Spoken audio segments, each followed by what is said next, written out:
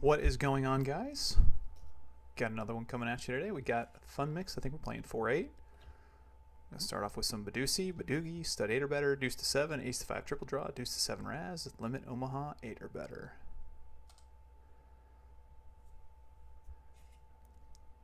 A lot of the usual suspects tonight. We got Surf Bum over here. Got Moxie, Go for Broke, CT. Playing Badusi first game of the night. 7-5-4-3-2 is the best low. 5-4-3-2 is the best Badoogie. In this game, this is a split pot game, but there's no qualifier. So best Badoogie is always going to get half, and the best low is always going to get half. So they're always split in the pot. This one you're looking for, starting off, you're looking for a dealt Badoogie. Probably something like a 9 or better, depending on your position. Looking for a smooth 2-card draw if you can. Just kind of depends on how everything plays out. Start with a decent looking hand here, the 2-3-8 or the 2-3-5-8, depending on how you want to play this one. Against an early position raise, I'm going to go ahead and call with the 2-3 and the 8, and I have an extra deuce and 5 blocker. Usually from my position, I'm not 3-betting the button from an early position opener. I believe that their range is stronger than mine when I'm drawing 2. So I think I'm burning a little money by 3-betting. Don't improve on the first draw. To get bet into, we're going to call.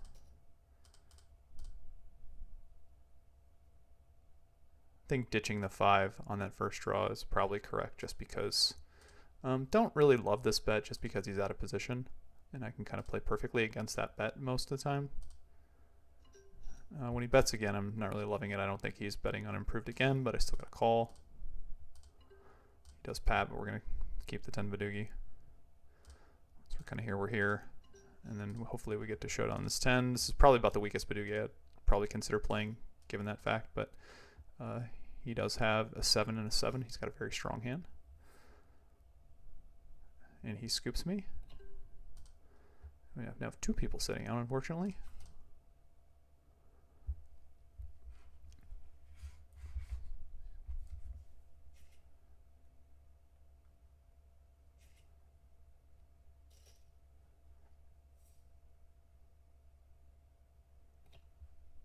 We have a 3-4-7 dealt in the big blind. We're going to play this one for sure. Against a button open, I think this is just more likely just going to call here and draw 2. We make 9 with a 3-card 7. I'm still going to go ahead and check and draw 2 again. If anything, I'd probably just bet and pat this hand, but 3-card 7 really isn't going to get it done. I'm just kind of like hoping to bet and get him to fold if that's the case. He does bet again. We're going to call with the 9 Badoogie now, out of position. I'm still going to break the jack. I can improve my Badoogie, and I can make a better low. And unfortunately, we pair again. But kind of stuck now here, so we got to call one more time. And we have a better low with pair 4s, but he has a better Doogie with an 8 Doogie. So we chop that one too. We chop this one, I should say, versus the other one.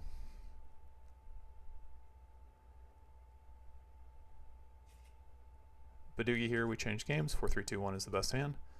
All different suits. Aces play low. If you do not have a Doogie, the best 3 card's going to win. The best 3 card is 3-2-1. So we're always counting down from the highest card, just like in every other low game. We start with your highest card first, and then we count downwards.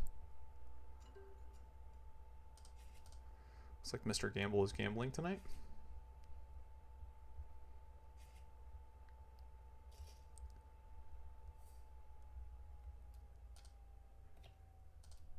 Two 7 here in the cutoff. We're gonna fold, and Nathan leaves.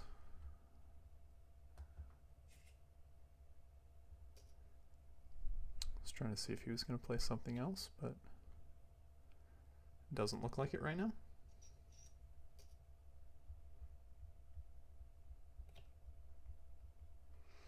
As always, if you guys like what you see, like, subscribe. any comments down below. I will get back to you, or if you want to send me an email, you can send me an email.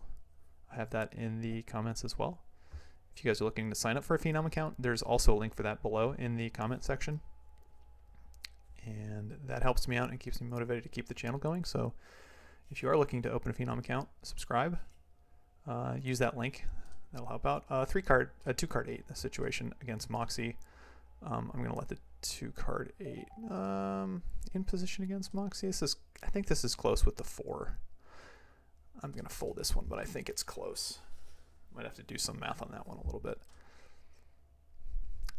I'm not sure how wide Moxie's opening the small blind, but 3-card 8 doesn't seem great.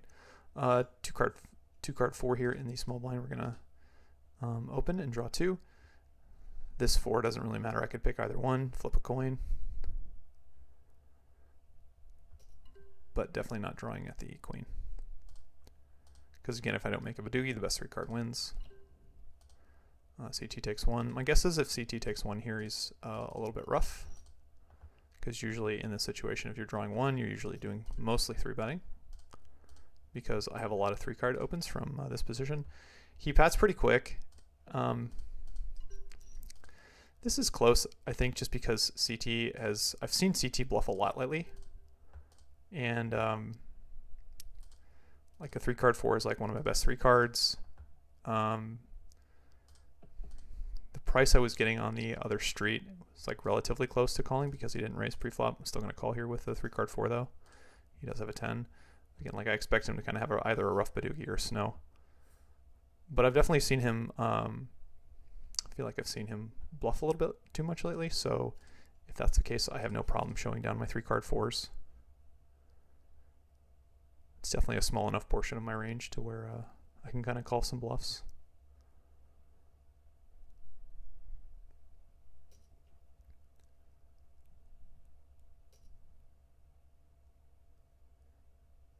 More often than not, too, I think if that's how I think if he's going to be betting like most of his Badoogies or over snowing, then I probably should just go ahead and check raise river if I make a Badoogie.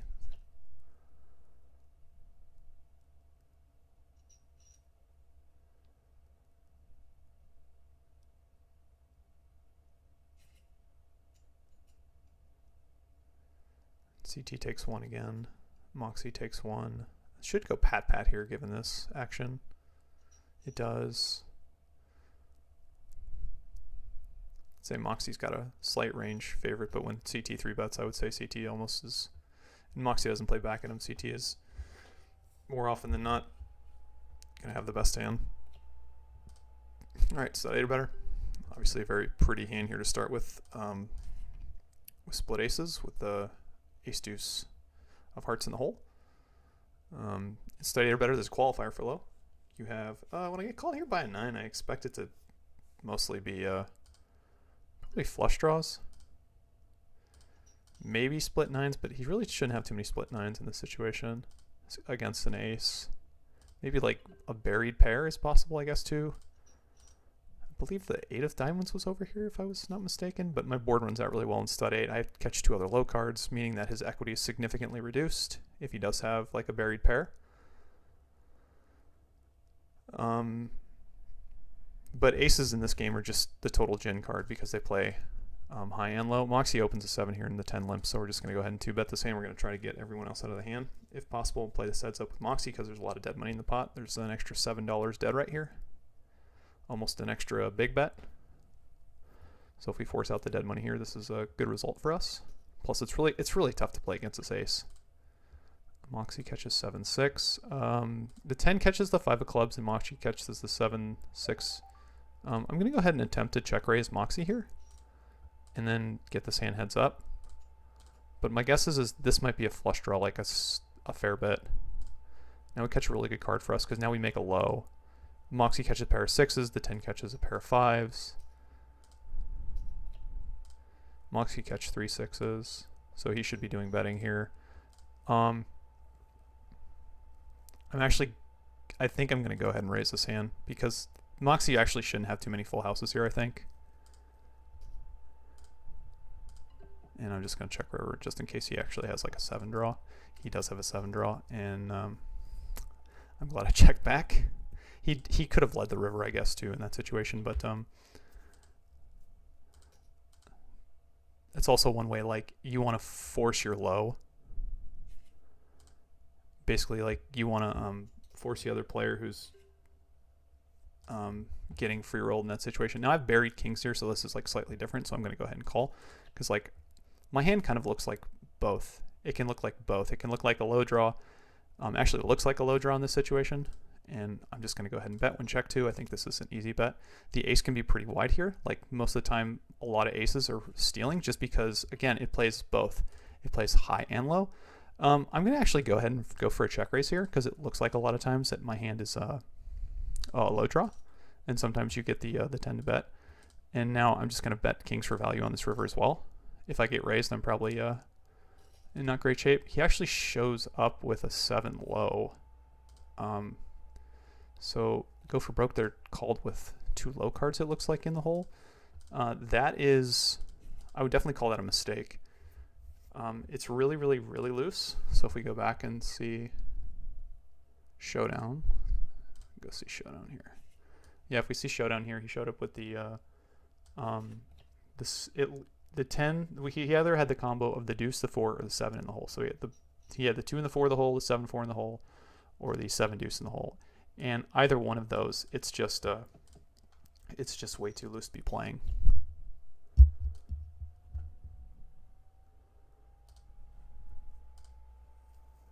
He's had this 10 of clubs here like 4 hands in a row. But again, study better with the ace playing both high and low. It's just like your gin card. It gives you equity both ways. Super important if you can find it. Moxie makes a nice hand there. Trips with a 7 low. It's a tough hand to make. Tough hand to make 7 cards in your hand play for high and low. But like I was saying, when Bonobo raised over there with the ace, like, a lot of times aces are stealing, so when your opponent who calls a raise with a low card catches an ace, it's pretty beneficial for them, especially if you're stealing a fair bit. Again, if you want a good intro to Study It or Better, a couple things. First one, if you want a good intro to Study It or Better, I still recommend Ken Lowe's book, Mixed Games. Really good intro for every single one of the games for the most part. If you're using solvers and everything, they might be slightly dated, but again, if you're learning mixed games, it's a really good intro to like learn the rules, learn like good starting strategies, good heuristics, kind of like rules of thumb. Because I don't try to go too in depth on the theory too often, just kind of like trying to explain it how I see it. If you see anything done by Chris Fitch, Chris has also won the 10K Stud 8. I think he finished 4th one year too. But he plays Stud 8 very, very well. I'm going to always recommend Chris Fitch. Last hand of Stud 8. Let's see what's next. I can never remember this mix. There's so many mixes on here. Looking forward, Phenom should be getting tournaments here sometime in the first quarter of the new year. Right now it's, what is it, December 21st? December 22nd, something like that. So, yeah, when they get tournaments, it'll be a lot easier, I think, to make good content. Because the other thing I want to do is I definitely want to start putting some content out there for players for like World Series prep. So hopefully they start getting like 8-game tournaments, horse tournaments, things of that nature. 2, 3, 7 here. So we're just playing straight deuce to 7, so straight low. 7, 5, 4, 3, 2 is the best hand. 7 is a very strong hand. Most 8s are a strong hand. You just got to know that there's kind of a wide range of 8s. Number 5 to I think number 19 is number 5 to number 19 are all 8s. So it kind of depends on the distribution where you're at. But here we start with a really strong draw. We also have an extra deuce, so it's kind of important here when CT 3 bets us that most likely he doesn't have a deuce in his hand. He could. We catch a 9 and a 7. We're not going to keep the 9 just yet out of position. We're going to go ahead and draw 2 again. So we've seen an extra deuce, an extra 7, now 9. We make a 7-4 draw with an extra pair of 3s. Go ahead and check call. There's no point in check raising here out of position. Just check call and draw 1. We make the 9 on the river. We're going to go ahead and bet. Hopefully we don't get raised, but I've seen CT, I think, raise a lot in this spot with... I think the 9 is just too strong to bet. To check, I think, in a 1-1 spot. I think if I make a 9 in this spot, I'm about a 75% favorite over his range. So I think that's pushing a little bit too much equity. If I think he's going to over bluff, I probably should check. Say like he bets every pair in that situation, then maybe I should consider just checking and let him bet, but I don't think he bets every single pair.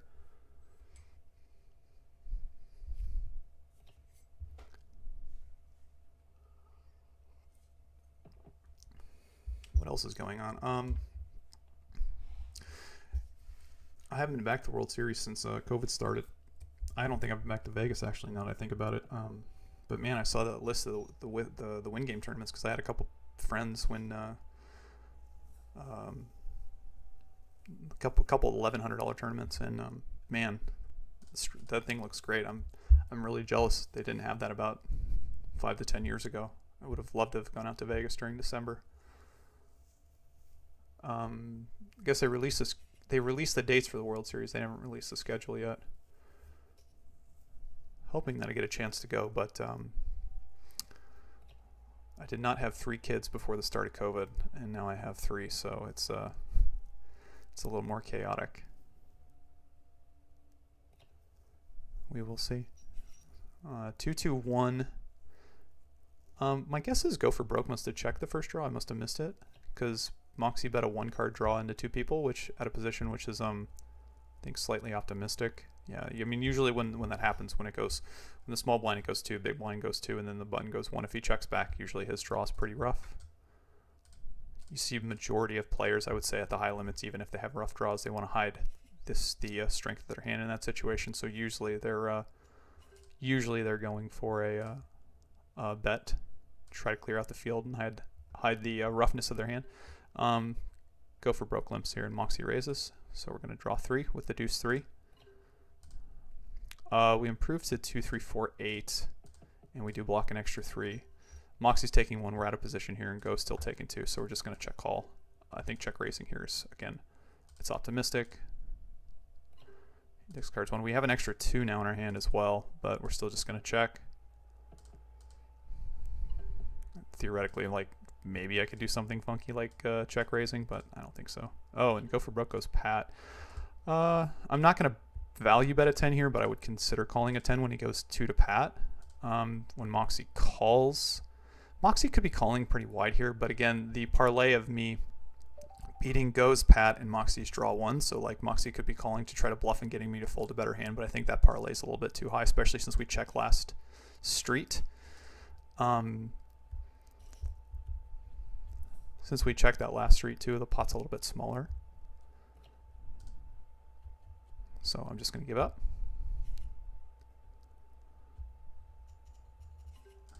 And we're going to fold. No draw really there.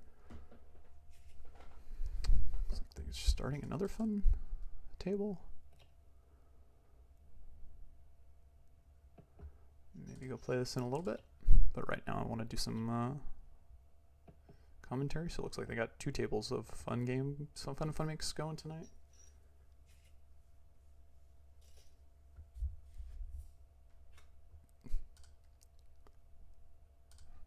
Strong drawing here on the button. Pretty smooth 8 draw. Technically the best 8 draw would be 8-4-3-2. So this hand against basically any raise would be a re-raise, especially against the cutoff here. I think Mr. Shadow can have some draw 3s. We have a smooth draw 1 plus an extra 8.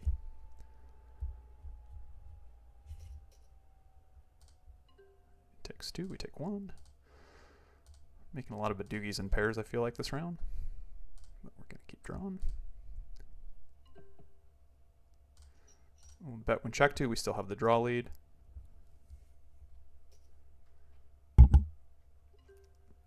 Sorry, I just toasted the microphone.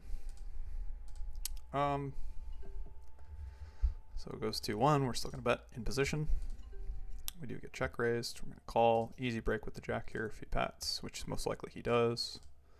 Discard, and we pair the 8 again. When he bets the river and I've had 3 8s, his most likely hand here is probably like a really lucky 7 or something like a 9, but the problem is like I have 2 8s. So if anything here, like the best play for me would be to raise, but I mean, if he's got 2 pair or something like that, there's not much I can do. Like, I'm just going to give up 8s in that situation. Now we do change the game to triple draw. Ace to 5 triple draw, so slightly different. And we're going to open this one. And if we get heads up in position here, we're probably just going to draw one at the 7-6-2. It's a little bit rough, but quick padding in this game I think has also some benefits. So the best hand in this game is 5-4-3-2-1. Sixes are also pretty strong hands, and then there's a wide distribution of 7s, so like I would consider looking at like the distribution of 7s to kind of see like what it looks like. But if I make a 7 here, most likely I'm just going to pat. I think players in this game kind of quick pat and over pat some 8s. So again, 2-1, we have the draw lead in position. We're just going to bet, win check 2. Go takes 2 again, so not much changes. We make 7-6 perfect. It's a pretty strong hand against a 2 draw here, so we're just going to head and bet again.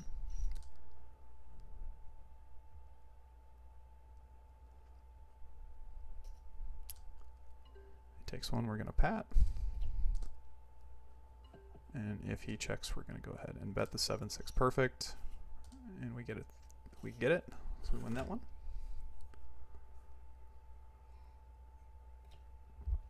3-card wheel here with ace 4-5. Obviously not keeping the 8 yet. But most of my wheel draws here, unless I have like something like 2-2, 3-3, 4, I'm still from earlier position, just opening with aces in my hand. Ace in this game is very similar to the value of like the deuce in deuce to 7.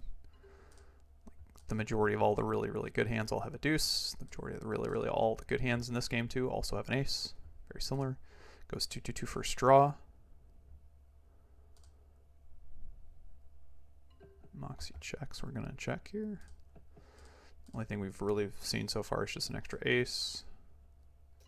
Moxie check raises. We'd have to fold, but when he calls, I think Moxie usually takes 2 again. Yeah, we're going to take 2. We catch the 4-5 ace 7 here in a 2-2-1 spot. Most likely if it goes... That's weird. I mean, Moxie's representing, I think he's pat. Like, he should not have a 1-card draw in this situation. If he has a 1-card draw in this situation, I think this bet is quite bad. Again, like, if it goes 2-2-1, like, you just check to the person in position and go ahead for the check raise. Like, yeah, I mean, that is just I mean, my guess is he's trying to 3, 4, 5, 7 under the gun. I'm just going to go ahead and fold. It's a little bit rough. I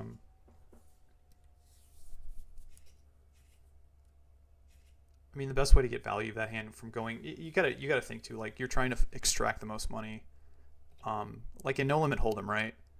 If you decide to call a bet on a flop, just say you got a pretty raggedy board and you think your opponent has like a relatively strong hand, like we'll say like 10-4 deuce, right? And you have 2 7s and the turn is a 7. Like, I mean, usually if your opponent's doing the betting, you still check to him. Usually you don't bet pot into him, and that's kind of like, I would say the equivalent there is like with a wheel. Like, you want to go ahead and check raise because your range from 2 to pat is pretty wide. So if your opponent makes a strong hand in that spot, you want to find a way to extract the most value. And I think just leading into the field is, in, you know, at a position without the draw lead is like, it's just a mistake. Because like even I folded a 4-card 7 draw there because his representation was he's representing that he was pat against a person in position who was drawing less cards than he was.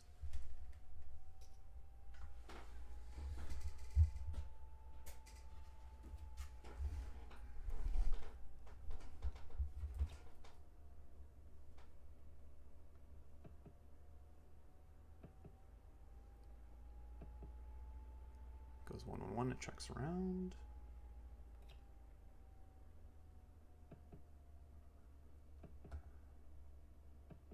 Checks around again on the river, and it looks like a queen is going to win this hand. Don't see that often.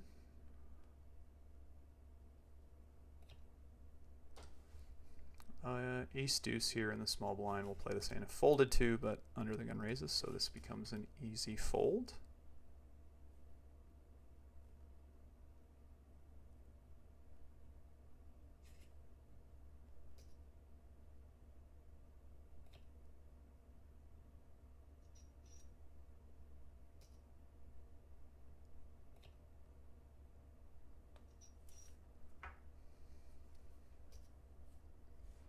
Got a 1-1, goes 0-1 now.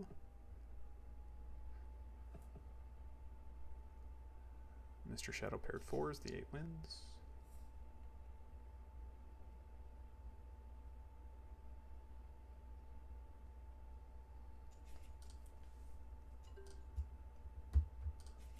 Fold here, nothing going.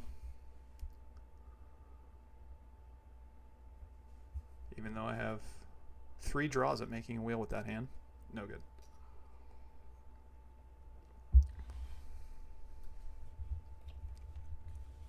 Goes 2-2-1. Definitely think if you have a strong drawing in the big one, you can still call 3 bets. Definitely has to be a strong draw though, because you're playing out of position against players that have now information on your draws. So position is super key.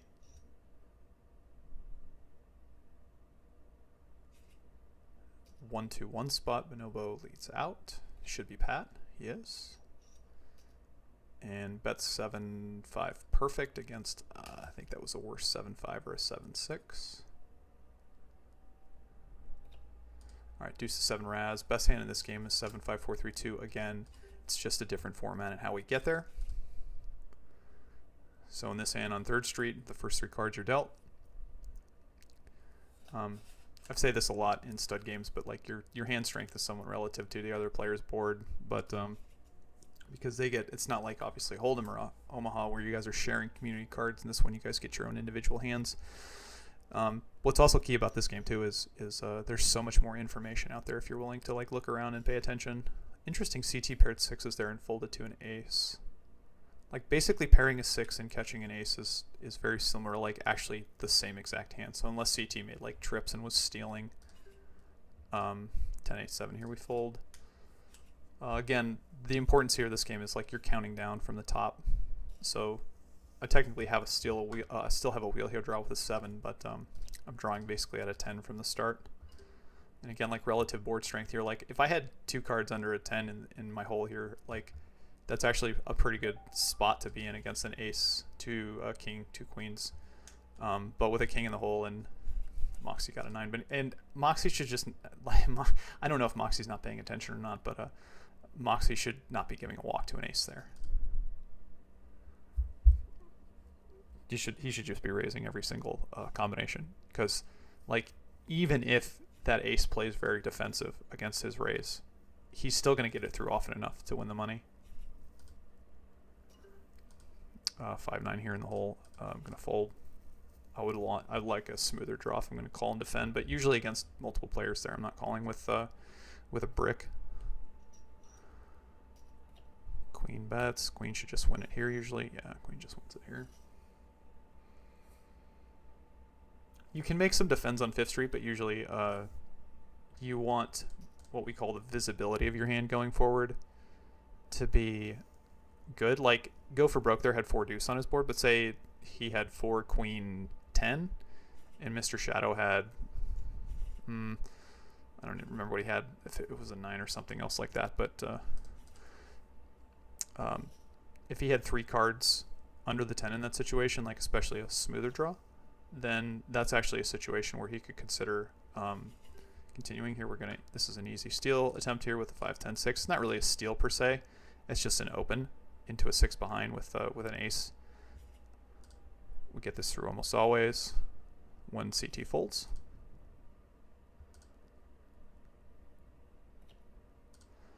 All right, limit Omaha 8 or better. I'm going to open the 5-5-6 hammer here in the cutoff. This is definitely close, but I think this is still an open here in the cutoff. We do get 3-bet by CT. We get cold called by Go, so we're going to call this one. Flop a set with an extra pair. No other low blockers. We have one spade. No ace in our hand. So this hand, for the most part, is probably just going to be played pretty passively, to be honest, because I think a lot of times we're just getting free rolled. Sometimes we run into aces. The only good thing with our current hand is that we have 2 5s and a 7, because I would expect these players to have a fair bit of aces in their hand, especially CT. Not aces, but at least an ace. So when that card comes, I'm usually just in check call mode. King is kind of King's an okay card.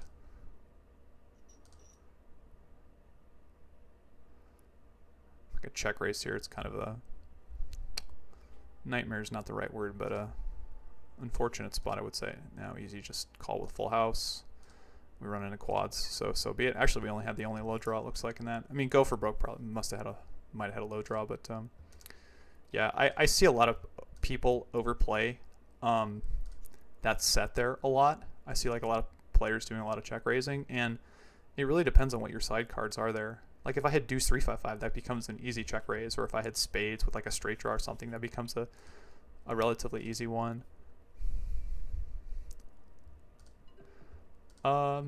It's a pretty good board for me, so I'm gonna go ahead and bet this one. Like against a small blind, like ace king's actually the best hand, I feel like, a lot of times. So I'm gonna go ahead and bet. Ace 10 jack 9 under the gun is fold.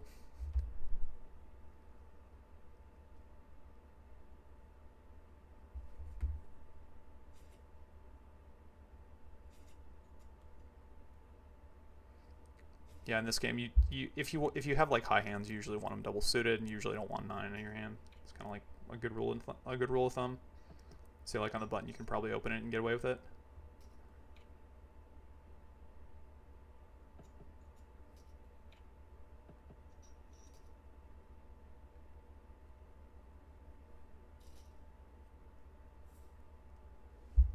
And Go for Broke makes nut second nut. But again, like I would have made the nut flush in that situation, I still would have had to chop the pot. So that's why that type of hand actually loses a fair bit of values, because, you know, I still have like a decent bit of high equity, but I'm missing out on when I have to give up half the pot. It's kind of a nightmare. Here's kind of an interesting one against Go. He flatted pre-flop. I'm going to go ahead and check raise this one. Like I have deuce 4 low draw. I have a king high flush draw. I also have like a couple cards where like if I hit a king or a possible 10, I have some extra equity. I think Go could be raising like, or betting here like a lot. So I'm just going to go ahead and call now. 4 is a terrible card for me because now it counterfeits my low. I'm going to go ahead and check call one more time. See if I can hit something. That's also a terrible card on the river too. Now, like, I don't expect like Go for Broke to just actually we make 2 pair and chop.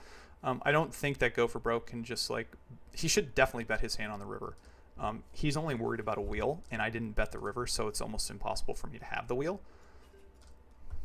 I could theoretically check raise the river with a wheel, but he also wants me to fold a hand that I might have equity with, like that hand. Like I had 2s and 4s there, so I had 2 pair. But I was going to give my hand up, I think, at that point for sure, because I had really bad blockers. I didn't block the 5. I had 2 diamonds in my hand, so his hand seemed like more value as opposed to a draw. So that was definitely one hand that he would want to bet the river with.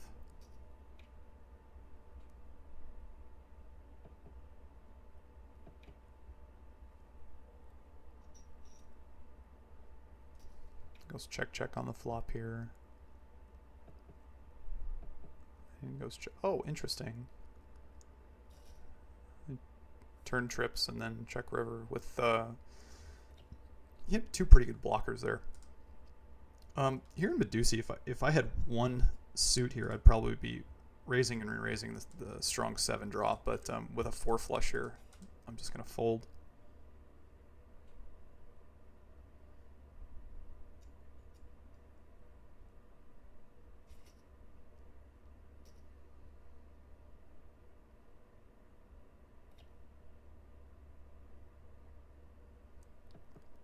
So Badusi again, 5, 4, 3, 2, 1. I'm sorry, wrong game. 7, 5, 4, 3, 2. Best hand being, best Badugi being 4, 3, 2, 1. And one draw, no, there's still one draw, so he took 3. So 1, 1, 3, 1, 1.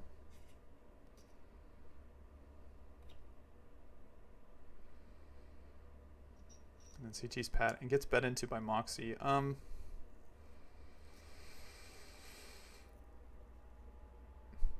Wow. I guess Moxie must have misread his hand. I guess he must have thought he had a 7 Badugi, because in that, like, I don't think Moxie was bluffing. I think he just misread his hand. He thought he had a 7 Badugi. So if, let's see if I can go back one street.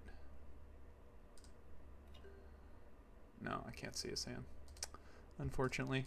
But yeah, he had a what's called a pair doogie.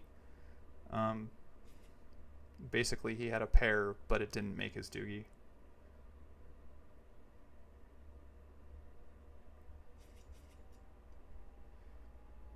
And there's usually not any bluffing there against that person in position, because, again, this is a no qualifier for a split pot game, meaning when they're pat in position,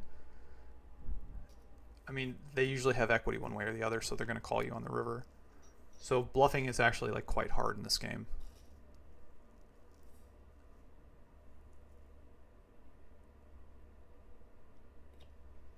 You can find some like tricky spots possibly to like represent Badugis, but it's tough because your opponent just always has some sort of equity against you when they're pat one way or the other. So even if you're drawing 1 and check raise them, and I mean, like, I guess last draw it's really hard to get your opponent to fold once they get to the river, if they're pat.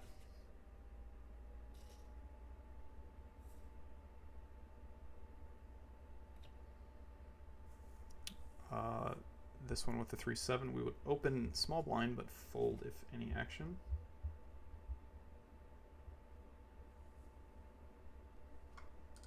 Just gonna fold it.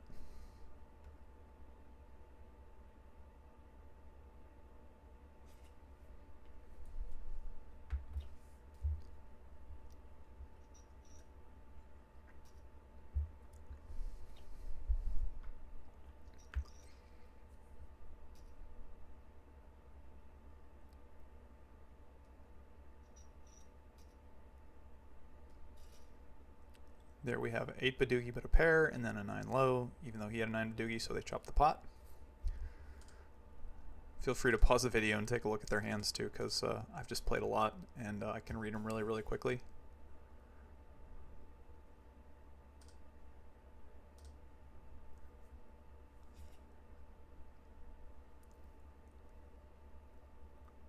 Yeah, I definitely want, definitely have some plans for when Phenom has some tournaments, because then we can record some tournaments and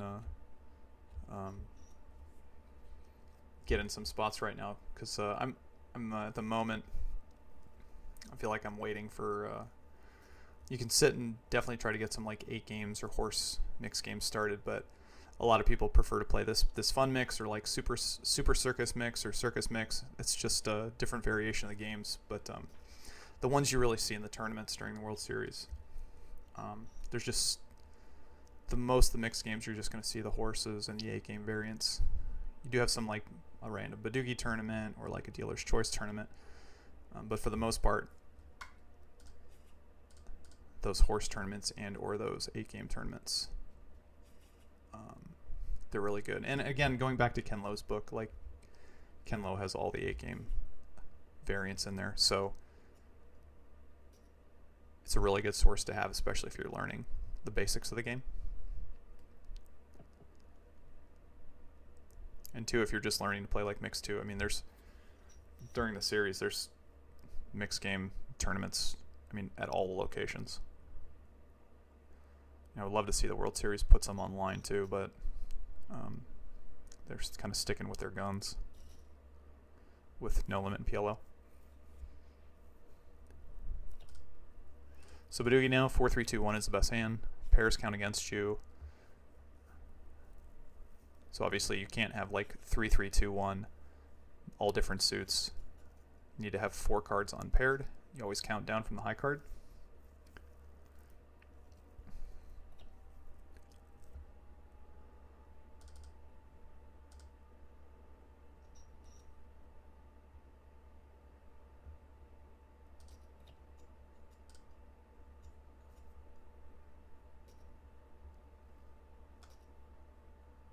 Let's see what we got. We got the Doogie. Play stud 8 and deuce, I think, one more time. I like getting the stud 8 hands just because, again, it's one of those games for like all the tournaments that you will see during the series. A lot of the mixed game tournaments.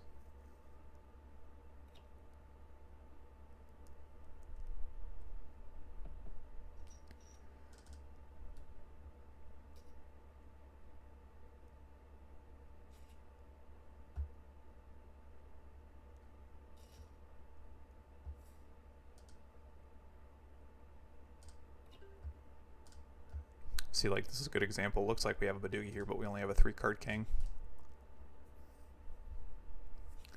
The pair Doogie is not your friend. And aces, again, just play low in this game. They do not play high.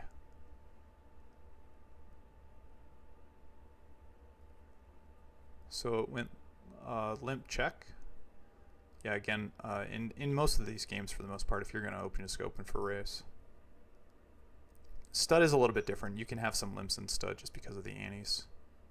I know if you read Ken Lowe's book, specifically in the stud game section, he talks about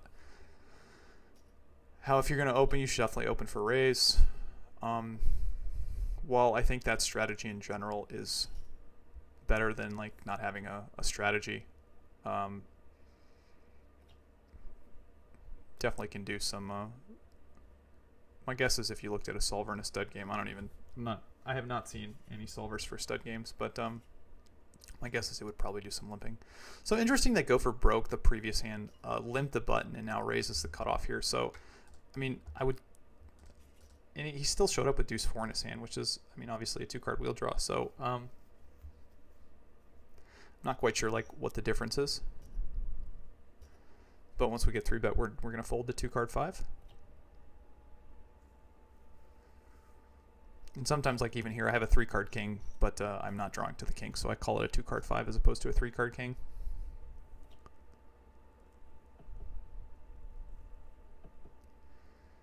And then Moxie shows up with queen 3. I don't know when Moxie padded, but see if I can find this. I'm Delta King Badoogie here, but this hand for the most part is most likely not going to get played out of position here. It's just going to be too hard to realize equity. I'm just looking at the previous hand. I'm just trying to see when Moxie padded. Oh, he 3-bet and drew 2. Interesting. I didn't see that. Goes 1, call. And then Moxie pats in position with a queen and then checks back. Yeah, again here we have a 3-card 9, not a 9 Badoogie. If I had a 9 Badoogie here, this would just be a 4-bet pat. It's probably close to the bottom of my range. If I had like most other things, I would want like a 10, but I want it breakable most likely.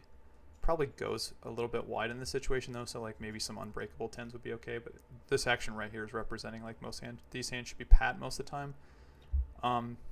That doesn't mean like Go didn't break a Badoogie there, but he should not be check raising out of position, I think, and drawing again unless he had a breakable hand.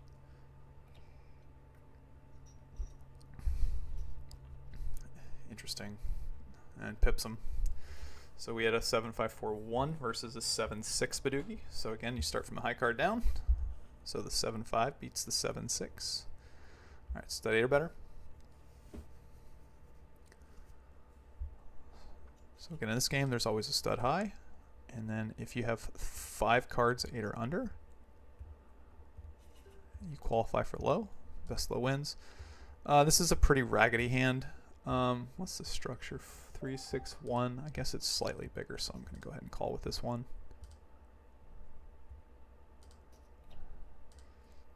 We catch 8-5. If the ace checks, we're going to bet into CT. Usually I'm not doing any like 2-betting on 6th Street with a ace where I don't think he's got 100%, but we do have a straight draw here. We're trying to get the ace to fold, so if CT raises in a situation like it's totally fine. I'm going to go ahead and 3-bet to try to get CT out. He was the bring-in, so he can be a little bit wider here. We brick and aces. He catches open aces, which isn't good because when we get check raise here, he's usually got like aces and tens. He bets into us both, so that's not good. Obviously, if I have a low here too, CT's going to get some information because, like, obviously, if I had a low here, I'd raise him out.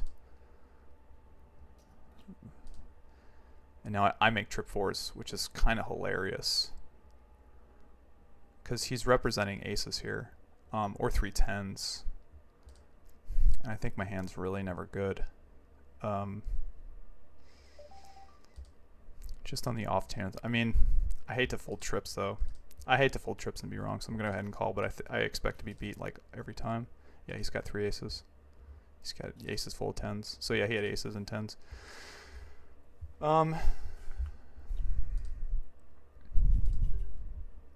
Yeah, not much really there. I mean, I kind of called his hand and still didn't get away from it.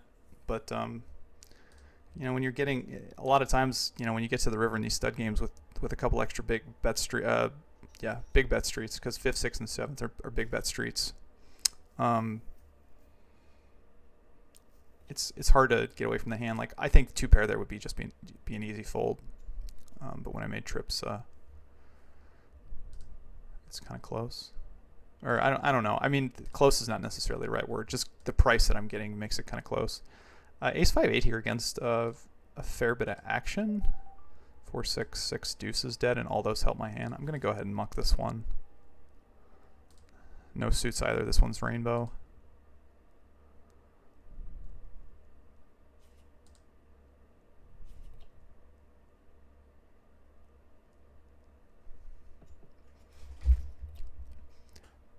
And like going back to his hand. I'm trying to see if I can pull up 4th Street. I don't think I can. Can I pull up 4th Street? No, that's a pretty, sorry. So he makes aces and tens. So the other thing too here is like on 4th Street, when the other player has aces and tens, you know, I'm not quite sure. I'm gonna end up folding my hand here too, obviously, but let's just fold my hand. 10, 8 deuce. I mean, for what he's gaining equity wise on 4th Street here by check raising, I almost think a lot of times it's better to kind of slow play against two low open boards. Because he's turning his hand face up ish when he check raises 2 lows, like two boards with 2 low cards on it. So CT has 8-3, I have 8-5. I called him pre-flop. Sorry, on 3rd Street. And what he gives away by checking, what he gets away by check raising there, or what he gains by check raising there equity wise, I feel like sometimes he can lose out on later streets. I did call with the 3-4s, so like he still got paid off theoretically, but like I was thinking pretty hard of like trying to fold my hand would be bad for the video. Buried 7s here into 3 low cards with a 2 suit. I think actually I'm gonna go ahead and limp. Like this is one of the situations where like, you know, it could get jammed like raise, re-raise, because again the bring in here, he brought it in for the minimum, but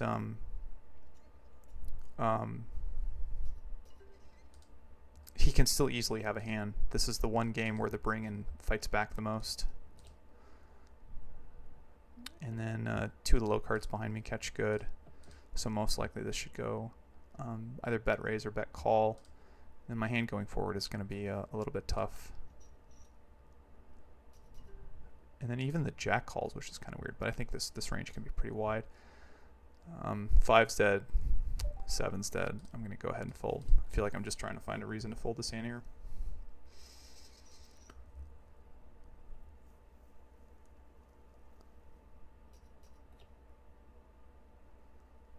Well, interesting.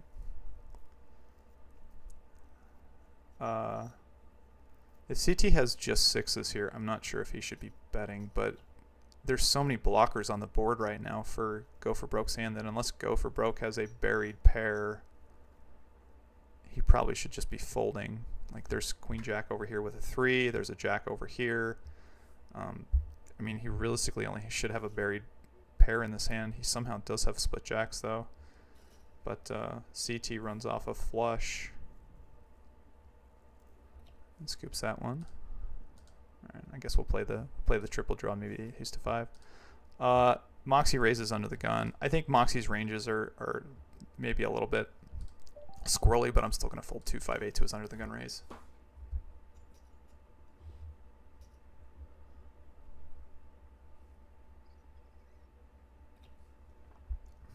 Drawing 3 here in the big blind again. It's too loose, especially against an under the gun raise and a small blind 3 bet. Like he shouldn't be betting 2 card draws here. Basically only 1 card draws, and Go for Broke's gonna be kind of like sandwiched in the middle between 2 good ranges, I would say.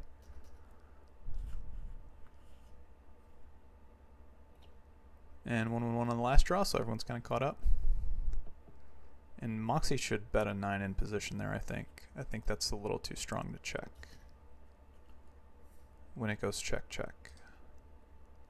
Unless your opponents tend to over check raise or something like along those lines. But I think a 9 there in position's the value bet. 2-3 in the hijack.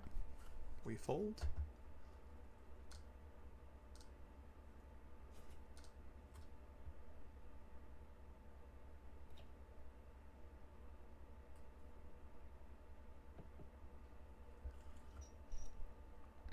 Again, I'm not trying to pick on any individual players, but I'm just trying to also, for you guys watching, I'm also trying to give you guys, you know, the obvious mistakes you just don't want to make in this game, these games. Oh, again, and while I'm mentioning too, again, I still have, still anyone who wants to record an hour of them playing mixed, doesn't matter what limit, it can be 50 cents, $1. Could be 100, 200, and you could be a lot better than me, but if you still want me to give you feedback, I'm more than happy to do it. Yeah, if you record an hour of your video, I will do some commentary on it. I'll post it to YouTube, and I will get that back for free. Yeah, as long as you have a Phenom account and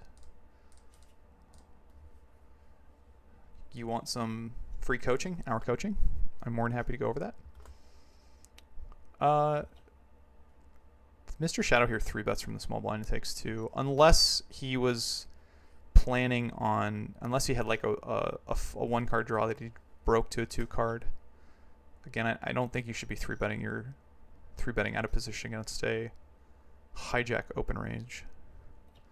And then it's kind of like in between too, whether you should 4 bet a 1 card draw in position, but whatever. And then Mr. Shadow makes 8-6 and wins.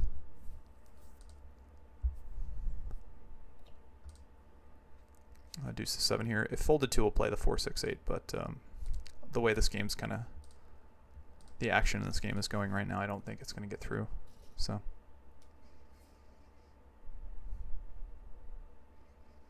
And then here on the button with a 3, we're going to fold.